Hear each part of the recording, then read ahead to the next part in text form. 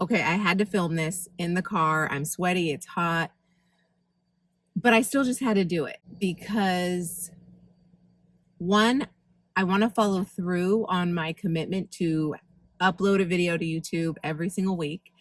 And also because I just wanted to be real and honest and show you that like this is real life happening. I'm about to pick up my son. I'm in the car and this is what works. I mean, already I've had a day. So if you're watching this, that means I got over myself enough to post this. I think that's one thing that motherhood has taught me, like transforming my thought process in what I feel capable of, and like not making it so that like everything has to be perfect, and just trusting and honoring myself, and feeling into what I'm doing, what this is all about. Once I became an entrepreneur, before I was a mom, I knew that I wanted to be an entrepreneur, and I tasted the freedom, the flexibility of it, and I knew I couldn't go back. I couldn't go back. And I knew that that was like the way that I was going to achieve my dreams as a mother, maintaining the freedom, the flexibility to be there, for my babies. And so I want to share with you like what I've learned, what this journey has taught me, and what I can impart to you that makes it so that I can do this as a mom, do my business as a mom. So much to share with you on a day where I've already cried. I've already met up with a mentor of mine. I've already been in deep thought about my work, and then executing on my work and doing some content creation around it. I'm filming this after all that's kind of already been done, but still I'm showing up, and I wanted to film this because what I appreciate a lot about some of my fellow moms out there creating content on YouTube is they're coming at you with all of them. They're in their cars, they're at the park, at the playground watching their kids, filming a quick video while the kids play. I've seen it all, going out for a walk. I've seen it all, and that is what I respect. I think the ultimate lesson that I've learned being an entrepreneur turned mom is doing the work you love within the capacity you have, because your capacity will always feel like it's more expansive one minute and less expansive the next, more constricted the next, because we're constantly executing on our responsibilities, piling things on our plate, or things get piled onto our plate that we weren't really expecting. Something comes up with the kids, and you're pulled out of whack, and so you've really got to just adjust on the fly. And the more that you set the expectation for yourself that this is the way it is, the more your clients will, right? And the more your audience will, the people that you speak to, your avatar will understand, because they're you. They're doing the same thing. They're trying to make it work in the cracks of their schedule. And soon those cracks in my schedule became chasms, bigger holes in my calendar to fit stuff in my seeking clarity on what I wanted to do, how I wanted to move forward, how my business was going to change, that I allowed the change to happen. And then in the space that started to open up, I started to fill in things accordingly and made it work, made it fit. And still my schedule continues to open up, become more available to, the work I want to do in the world without cannibalizing me as mother. It's a Taurus moon right now. So I feel very grounded and rooted in what matters to me as I'm speaking to you right now. Be it a different moon, it's going to be a little bit different, right? We're allowed to be with the feelings that come up because it's what grounds us. It's what stabilizes us. It's our checks and balances. It opens our eyes to, well, how does this feel? Okay, great. And so how does this feel? Oh, okay, great. How does this feel? Okay, great.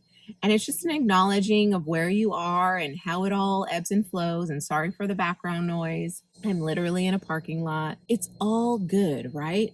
Feel the fear and do it anyway, which means that we're allowed to feel the fear and let the fear be okay. And that's part of the journey. the fear. It's what we do with that fear. It's what we do in the face of the fear that transmutes the energy into something that is eustress versus stressful. I can use this stress, I can use the tension right now to propel me forward, or I can use it to push me back. And that is always our choice.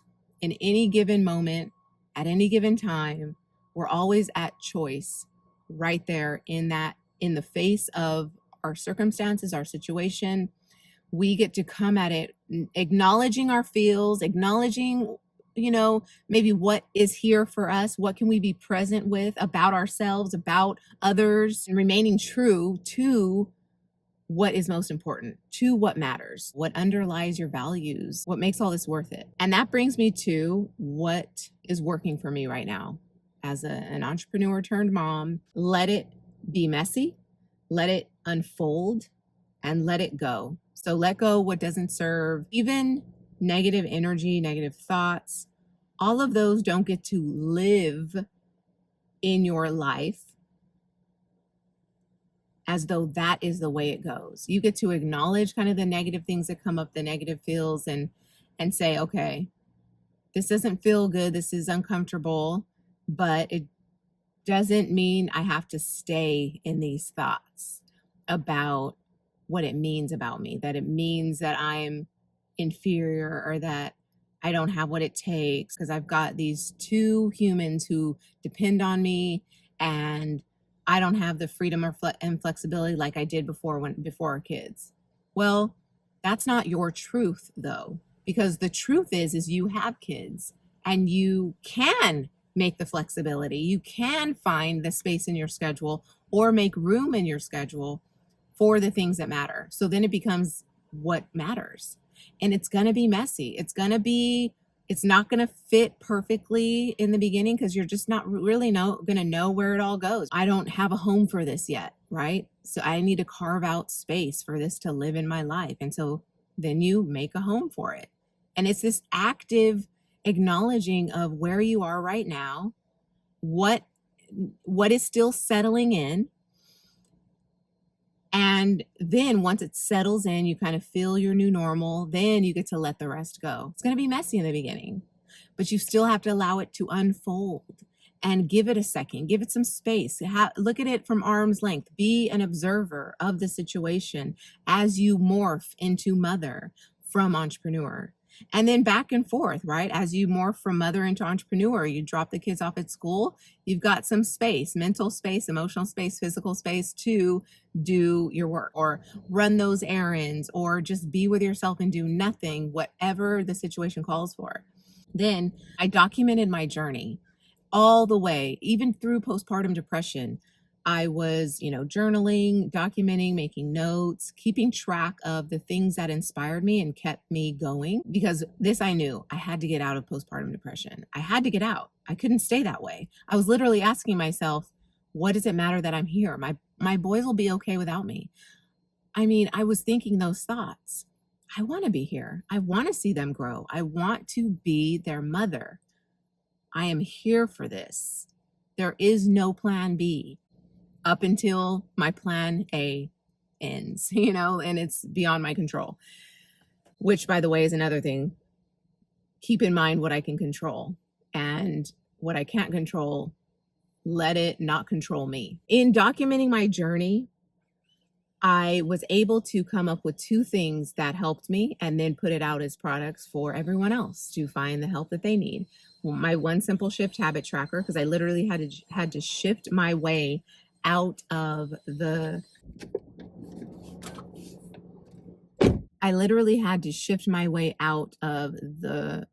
hole I was in. Little by little, I couldn't do it in one fell swoop. Even with a counselor, helping me process emotions and feelings and things and, changes to my life, changes in my identity. I had to shift my way out slowly but surely and find joy in the not so pretty things, the ugly things, the messy things, the uncomfortable things. I had to find the joy in those again, because what felt to me like it shouldn't be this way was making me miserable. versus just accepting that this is kind of life, right? This is part of it all. And it's okay. And can still be love in this moment. I can still be loved in this moment. Um, because that's that's the truth I know. That's what I fall back on. Wait, okay, how am I not being loved in this moment? How am I feeling unloved in this moment, right? And how can I be the love that I myself need right now if I'm not getting it from elsewhere, right? Because it's not always going to be that I get validation from the outside world. We need to also validate from within. That's going to give us the balance we seek. Otherwise, we're constantly getting external validation and then we start to get addicted to that and we need it and we don't get it one day. And then what happens to our self-worth, our self-esteem, our self-confidence? It's shot, right? We don't have it because we were dependent on this external validation. What I love most about this moment right now is that me being in the car and sweaty and gross is me leveling up.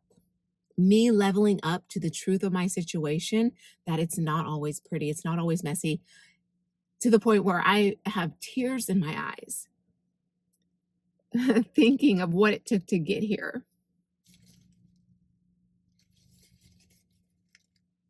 Oh man, there's so much that comes up in the life of a mother. Not to mention, um, so another thing is, my dad died earlier this year, and I was in a parking lot a lot like this, um, a parking structure a lot like this, going to visit him in the hospital. This reminds me a lot about it. I'm wearing his watch. I just like to wear his watch when um when I just think he's got a message for me, when I can hear from him, and when I miss him. Yeah, feels like he's got me, he's got my hand, he's backing me. I want to finish what I'm saying. So I documented my journey all through the while, all through this time. I've been a mother for a little over 5 years now. I started to notice that I needed to work well and do deep work and execute on fulfillment and serve my clients, be on calls, film a YouTube video in the time that I had. So I needed to own my day. I needed to take back my time, take control of what I could control, which is the time that I don't have to, make a meal or cuddle my babies or nurse my babies back in the day, meaning they're not relying on me in this moment. So I've got some freedom to do with this time right now how I see fit. And that was me owning my day. And then I created the Own Your Day Toolkit. There is so much around owning your day. There's the mindset management that comes before the time management. And then there is the energy management, right? And all of that factors in because there's belief and behavior. And you've got to transmute energy that wants to block you up and stop you in your tracks. You've got to transmute that energy and move with it, move through it, use it, put it to work. Don't just stay in your seat facing this fear and not do anything with it, and recognizing your energy and what it has to tell you. And then also there's the actual habit, the behavior that all of that work, that internal work, is starting to manifest as in serving you or not serving you. So what are your habits right now? The habits that you feel are good habits and the habits that you feel are not so good habits. It's like, what are these habits that are in the way of you living the life that feels most healthy to you? I documented all this stuff that started to work for me. I created these products that I know served me, and I'm getting feedback now, thankfully, from people who are also using the system to transform their life and become mother and become entrepreneur and become whole and step into their most powerful selves. And then lastly is self-preservation, self-actualization, self-reflection, self-inquiry, self-care. I mean, right? There's so much that goes into us being there for others that involve self first. Even in the nurturing of your body to nurse your baby. So what it feels like you don't have time for self-care is actually there. Um, Otherwise you wouldn't be standing or living in order to nurse that baby. So I know for me, when I was struggling to get my baby to latch, I was very worried about, is my milk even coming? You know, is he even sensing the milk is there? And so I was doing all this stuff. I had fenugreek or some herb into my diet. I added milk thistle or whatever they were giving me, all these herbs and supplements that were helping my milk come in. At the end of the day, I just had to believe that I had what my baby needed. I was made for this, and he latched. But not nonetheless, right? I was sleeping when the baby slept as much as I could. I was resting, right? I wasn't doing too much. That's self-care. The minute we start to neglect self at the top of our hierarchy of priorities, of needs, of habits, of daily to-do list, if we neglect self at the top there, then everything like dominoes starts to fall, and we will have to retrieve it at some point when we realize that we've depleted our resources and we don't have access to the things we need. And and we're gonna, like, okay, it's coming back from rock bottom, and then realizing, oh, look what I have lost. What can I retrieve back? What can I pull back into me so that I can be whole and healthy and happy again? And there's kind of like that reconnaissance that has to happen.